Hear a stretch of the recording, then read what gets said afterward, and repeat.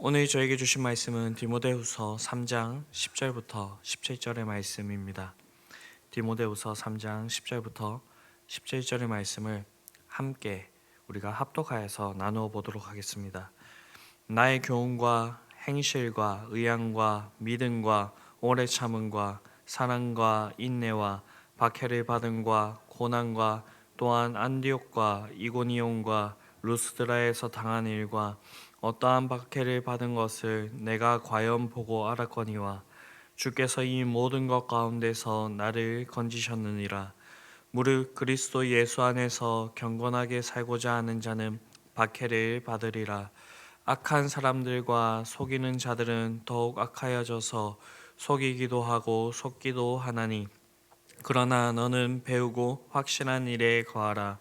너는 내가 누구에게서 배운 것을 알며 또 어려서부터 성경을 알았나니, 성경은 능히 너로 하여금 그리스도 예수 안에 있는 믿음으로 말미암아 구원에 이르는 지혜가 있게 하느니라. 모든 성경은 하나님의 감동으로 된 것으로 교훈과 책망과 바르게 함과 의로 교육하기에 유익하니, 이는 하나님의 사람으로 온전하게 하며 모든 선한 일을 행할 능력을 갖추게 하려 함이라. 아멘. 바울은 앞선 본문에서 말세에 있을 세상의 19가지의 그 모습을 보여주면서 세상은 이러한데 디모데에게 우리는 이렇게 살아야 된다라고 오늘 본문에서 교훈을 주고 있습니다. 10절과 11절의 그 전반부를 보게 되면 바울이 자신의 삶을 회고한 내용이 나오고 있습니다. 나의 교훈과 행실과 의향과 믿음과 오래 참음과 사랑과 인내와 박해를 받음과 고난과 또한 안디옥과 이고니온과 루스드라에서 당한 일과 어떠한 박해를 받은 것을 내가 과연 보고 알았거니와. 불과 이 2절도 안 되는 작은 분량이지만 이 속에는 바울이 지난 30년간 주를 위해서 살았던 그 삶이 묻어나오고 있습니다. 우리가 이 바울의 삶을 돌아볼 때에 믿음의 본으로 생각하는 것처럼 그렇게 화려해 보이는 그러한 삶을 살지는 않았습니다. 사람들에게 몰려 위협을 당하고 돌에 맞아 죽을 뻔한 적이 있었고 40에 하나를 감한 그 매를 5번 맞기도 하였고 감옥에 수없이 갇히기도 하였으며 결국에는 사형 선고까지 받기도 하였습니다. 그러나 분명한 것은 복음 때문에 고난을 받고 그 죽을 고비를 넘기면서 바울은 더욱 성숙해 갔다라는 것입니다. 바울의 메시지는 더욱 선명하게 진리를 드러냈으며 바울 자신도 자기가 전한 메시지, 즉 주님의 교훈, 그 교훈을 따라 사랑하는 주님을 닮아갔습니다. 그렇기 때문에 바울은 로마로부터 고난과 핍박이 점차 심해지고 있는 이 시점에서 에베소 교회의 목회자였던 디모데에게 내가 과연 보고 알았거니와 라고 그렇게 말할 수가 있는 것입니다. 우리가 바울의 삶을 직접적으로 보진 못하였지만 이 서신서를 통하여서 간접적으로 보게 된다면 결코 바울의 삶이 믿음과 신앙의 모범이 된다라는 그 사실을 부정할 수는 없을 것입니다. 왜냐하면 바울의 그 말과 행동으로 복음을 드러냈고요. 복음을 위하여서 정말 자신의 모든 것을 아깝지 않게 모든 것을 쏟으며 그렇게 진실하게 살아갔기 때문입니다. 이런 바울의 모습을 보고 우리의 모습을 되돌아보며 부끄럽기까지 하지요.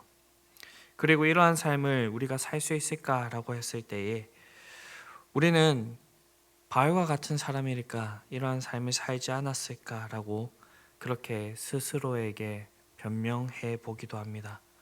그러나 성경이 우리에게 말하고 있는 것은 주를 믿는 모든 사람들이 이러한 삶을 살아야 된다라는 것입니다. 그래서 바울은 종종 자신의 서신에서 너희는 나를 본받는 자가 되라라고 그렇게 권면하고 있습니다. 바울이 이렇게까지 말하는 이유는 우리 모두가 주를 위한 그러한 삶을 온전히 드려야 되고 우리의 모습을 통하여서 우리는 하나님을 드러내야 되기 때문입니다. 신앙은 그저 말과 혀로만 하는 것이 아닙니다. 믿음은 반드시 그에 따른 행함이 따라오게 됩니다. 왜냐하면 우리의 믿음이 우리의 생각과 우리의 가치관을 반영하기 때문입니다. 그래서 바울은 우리들을 보고 그리스도의 편지와 그리스도의 향기라라고 그렇게 이야기를 하고 있는 것입니다. 저와 여러분들의 삶 가운데 이러한 모습들이 풍성히 있을 수 있게 되기를 바랍니다. 그래서 바울과 같이 우리의 등을 보고 자라는 우리의 자녀들에게 바울과 같이 나를 본받는 자가 되라. 내 삶을 보고 알았거니와 라고 그렇게 말하실 수 있는 저와 여러분들이 될 수 있게 되기를 간절히 바랍니다. 그런데 그러한 삶을 살아나는 것이 너무나도 쉽지 않습니다. 왜냐하면 그 길에는 핍박과 고난이 있기 때문입니다. 12절이죠. 무릇 그리스도 예수 안에서 경건하게 살고자 하는 자는 핍박을 받으리라. 이를 단순화시켜보면 경건하게 살고자 하면 핍박이 온다라고 말할 수가 있을 것입니다. 우리가 단순히 생각했을 때에 경건하게 살 때에 우리에게 복이 임해야 되는 것이 아닌가라고, 그것이 정상이 아닌가라고 그렇게 생각을 해볼 수가 있을 것입니다. 그러나 이 성경은 우리에게 분명히 말씀하고 있습니다. 세상은 하나님을 반대하는 그 세력이 있고 그 존재들은 어떻게 해서든 믿는 자들을 넘어뜨리려 한다라는 것입니다. 온갖 방법을 다 사용합니다. 경제적으로, 정신적으로, 심리적으로, 육체적으로 고통을 주어 어떻게든 하나님을 따르지 못하도록 하려 합니다. 때로는 평안함을 주어서 더 이상 그 복음의 길을 걸어가지 못하게도 합니다. 이러한 이유 때문에 우리가 이 땅에 사는 동안에 경건을 지키고자 한다면 우리에게는 고난과 핍박이 다가오게 되는 것입니다. 그러나 바울이 자신의 삶으로 경험하고 확신한 것을 우리에게 알려주는데요. 그것은 바로 주께서 이 모든 것 가운데서 나를 건지셨다라는 것. 이 말은 단순히 우리를 고난 가운데서 건지셨다라고 하는 이 말도 되겠지만, 이제 바울이 처한 상황과 함께 볼 때에 이제 바울은 죽음을 앞두고 있는 상황입니다. 이러한 점을 고려해 보았을 때에 이 고백에 담긴 또 다른 의미는 어떤 핍박과 환난 중에서도 하나님께서 자신의 자녀들의 그 믿음을 보호하셨다는 말입니다. 그로 인해 무수한 고난과 핍박을 기꺼이 이겨내고 마지막까지 믿음을 지켜낼 수 있었다라는 것입니다. 하나님께서는 그의 자녀들을 고아와 가부처럼 외롭게 남겨두시지 않습니다. 하나님은 어떠한 고난이 와도 흔들리지 않는 믿음과 용기와 위로를 우리에게 넉넉히 주시는 분이십니다. 그리고 성경은 우리에게 분명하게 말하고 있습니다. 사람이 감당할 시험 밖에는 너희가 당한 것이 없나니 오직 하나님은 미쁘사 너희가 감당하지 못할 시험을 당함을 허락하지 아니하시고 시험 당할 즈음에 또한 피할 길을 내사 너희로 능히 감당하게 하시느니라. 이 말씀을 굳게 믿으시기 바랍니다. 그리고 우리가 경건하게 살 때에 오는 이 핍박과 고난을 하나님을 더욱더 신뢰함으로 이겨나가실 수 있게 되기를 바랍니다. 아니, 그저 이겨나가는 것이 아니라 이런 고난과 핍박이 올 때에 내가 정말로 하나님 위해서 바르게 살고 있구나 라는 그러한 생각을 가지시고 더욱더 주를 위해서 살아가실 수 있는 저와 여러분들이 될 수 있게 되기를 바랍니다. 그러나 우리가 인생을 살아와서 잘 알고 계시죠. 우리는 연약해서 이 믿음 위에 굳게 서 있기가 너무나도 힘든 그런 존재입니다. 그래서 하나님께서는 우리에게 한 가지 방법을 주셨는데 그것이 바로 하나님의 말씀을 따라서 사는 삶입니다. 15절과 17절을 보게 되면 우리가 자주 들었고 또 많은 성도님들이 암송하는 아주 유명한 그런 말씀이 나옵니다. 또 어려서부터 성경을 알았나니 성경은 능히 너로 하여금 그리스도 예수 안에 있는 믿음으로 말미암아 구원에 이르는 지혜가 있게 하느니라. 모든 성경은 하나님의 감동으로 된 것으로 교훈과 책망과 바르게 함과 의로 교육하기에 유익하니 이는 하나님의 사람으로 온전하게 하며 모든 선한 일을 행할 능력을 갖추게 하려 함이라. 바울은 진리 안에 거할 수 있는 가장 확실한 방법, 아니 유일한 방법을 우리에게 제시하고 있습니다. 그것은 바로 성경입니다. 즉 하나님의 말씀을 따라서 살아야 한다라는 것입니다. 그렇기 때문에 바울은 성경을 믿음으로 말미암아 구원에 이르는 지혜가 있게 하는 것이라 그렇게 이야기를 하고 있고요. 이 성경이 이렇게 할 수 있는 것은 모든 성경이 하나님의 감동으로 된 것이라 라고 그렇게 우리에게 밝히고 있습니다. 하나님의 감동으로 된 이 성경이 우리에게 주는 그 효과는 교훈과 책망과 바르게 함과 의로 교육하기에 유익하다라는 것입니다. 이로 인해서 우리는 이 하나님의 말씀이 우리에게 있을 때에 하나님의 말씀을 우리가 따라갈 때에 하나님의 사람으로 온전하게 되며 모든 선한 일을 행할 수 있는 그 능력을 갖추게 되는 것입니다. 사랑하는 성도 여러분, 말세에는 이 세상이 더욱더 악해져 갑니다.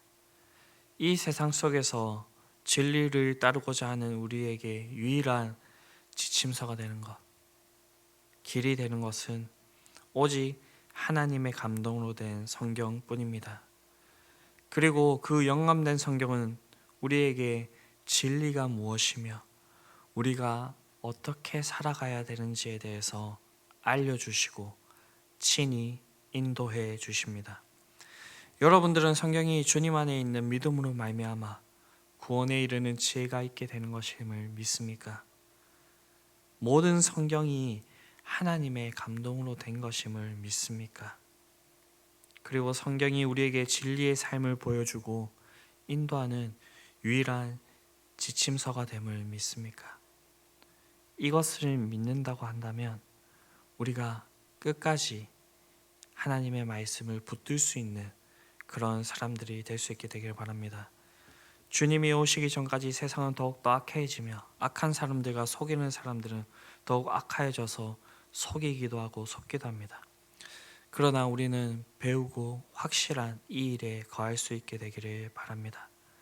그래서 우리가 주님 오시는 그날까지, 아니 우리의 개인적인 종말 죽음을 맞이하여서 주님 앞으로 가는 그날까지 우리가 주를 위하여서 온전히 살아갈 수 있는 사람들이 될 수 있게 되기를 바랍니다. 그래서 바울과 같이 이 마지막의 순간에 자신을 보고 본받으라 라고 그렇게 얘기할 수 있는 그런 믿음의 모범으로 남으시며 하나님께서 진정으로 인정하시는 그 삶을 살아내실 수 있는 저와 여러분들이 될 수 있게 되기를 간절히 바랍니다. 사랑과 은혜가 풍성하신 아버지 하나님, 마지막을 살아가는 우리에게 우리가 어떻게 살아가야 될지에 대해서 친히 알려주심에 감사를 드립니다. 이 상 가운데서 분명히 고난과 핍박이 있음을 주님께서 말씀하여 주셨으니 우리가 그 상황 가운데서도 결코 흔들리지 않으며 주님을 온전히 붙들고 나아갈 수 있게 되기를 바랍니다. 그럴 때에 하나님께서는 우리를 긍휼히 여기시고 우리를 선하게 인도하여 주셔서 우리가 마지막까지 두렵고 떨리는 마음으로 우리의 구원을 이루며 그렇게 나아가게 하실 줄로 믿습니다. 하나님 아버지, 이러한 삶 가운데 우리가 주님을 더욱더 의지할 때에 우리의 삶 가운데서 하나님의 그 향기가 우리를 통하여서 드러나고 우리의 삶을 통하여서 하나님께서 하시고자 하는 그 일들과 메시지가 드러나게 될 줄로 믿습니다. 하나님 아버지, 이러한 모습으로 인하여서 우리에 대해서 하나님 아버지 이 믿음이 끊기는 것이 아니라 우리의 다음 세대까지, 아니 주님 오시는 그날까지 우리의 믿음이 온전히 다음 세대에게 모범이 될 수 있는 그런 일들이 우리를 통하여서 일어나게 하여 주시옵소서. 그렇게 하여서 정말로 하나님께서 인정하시고 하나님께서 기뻐하시는 그러한 일들이 우리의 삶을 통하여서 드러나게 하여 주시옵소서. 오늘 중보기도팀 야유회가 있습니다. 오고 가는 길 주님께서 안전하게 지켜주시며 그 가운데 하나님 아버지의 복된 교제가 일어날 수 있게 하여 주시옵소서. 하나님 아버지, 그리고 돌아오는 주일에는 저희가 새 생명 축제로 모이게 됩니다. 우리가 기도하고 준비하였던 그 영혼들이 주님의 전으로 발걸음하게 하여 주시옵시고, 이곳에서 선포되는 그 복음의 말씀으로 인하여서 그들도 우리와 같은 믿음을 가지고 주님께로 나아갈 수 있는 그러한 일들이 풍성히 있을 수 있게 하여 주시옵소서. 사랑하는 우 목사님, 목 플립 수술을 받고 하나님 휴식 중에 있습니다.